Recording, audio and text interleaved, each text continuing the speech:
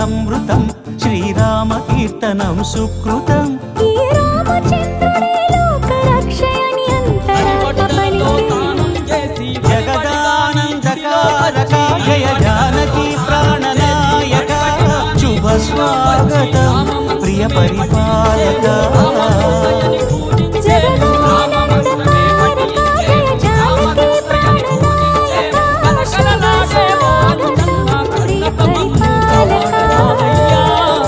మంగళకరమౌ నీరాక ధర్మానికి వేదిక అవుగాక మా జీవనమే ఇక పావనమౌగాక